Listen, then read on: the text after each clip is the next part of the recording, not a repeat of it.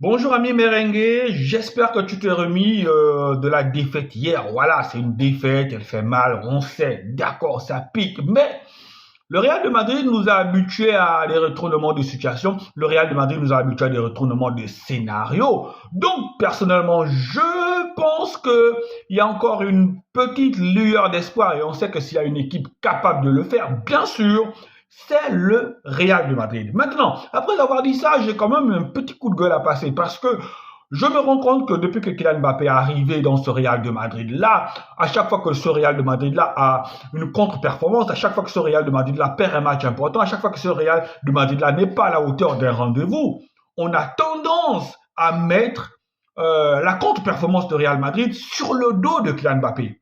Et la défaite d'hier à l'Emirates Stadium n'a rien changé. Regardez sur les plateaux. Hein. Les plateaux des émissions comme par exemple genre l'équipe. Voilà, là-bas c'est tout de suite. Est-ce que Kylian Mbappé est responsable de la défaite? Est-ce que mais sincèrement, moi je pense qu'une équipe de football c'est 11 gars. S'il y a défaite d'une équipe, c'est que les 11 gars n'ont pas été performants. C'est qu'il y a eu des défaillances à plusieurs niveaux.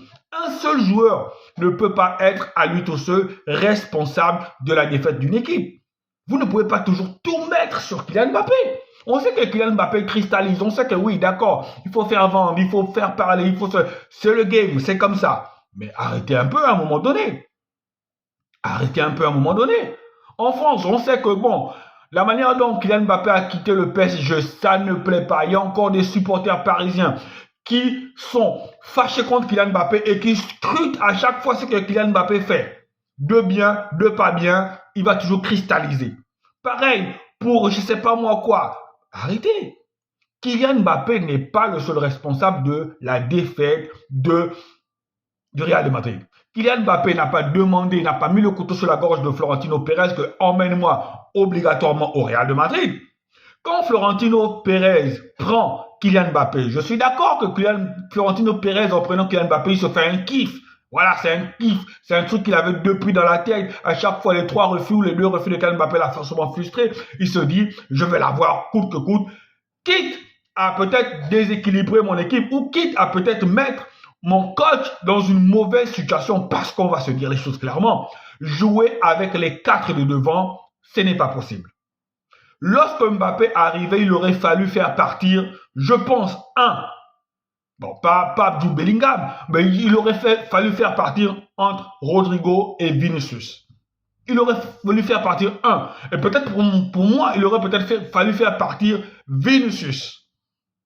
Parce qu'avec les quatre, c'est pas possible. Donc, Carlo Ancelotti a plusieurs problèmes. Déjà, la défense. Sa défense n'est pas une défense rassurante. À chaque fois, si vous remarquez bien cette saison, avec tous les blessés qu'il a eu en défense, Ancelotti a dû composer ou recomposer des défenses inédites. Un moment c'est Chouameni, un moment c'est Alaba. Valverde qui, de prédilection, est un joueur du milieu de terrain, on le remet sur le côté. Il y a tout un écosystème défavorable dans cette équipe du Real de Madrid. Même déjà l'année passée, c'était comme ça. Hein. Parce qu'on va toujours nous dire que oui, d'accord, Toni Kroos, le métronome du milieu de terrain du Real de Madrid, est parti, il n'a pas été remplacé. Oui, c'est vrai. Mais déjà, même l'année passée, avec Toni Kroos, ce milieu de terrain-là, cette équipe-là, n'était pas une équipe concurrente. Il y avait des problèmes. C'est juste que les problèmes étaient masqués parce qu'à la fin, c'était toujours le Real de Madrid qui gagnait.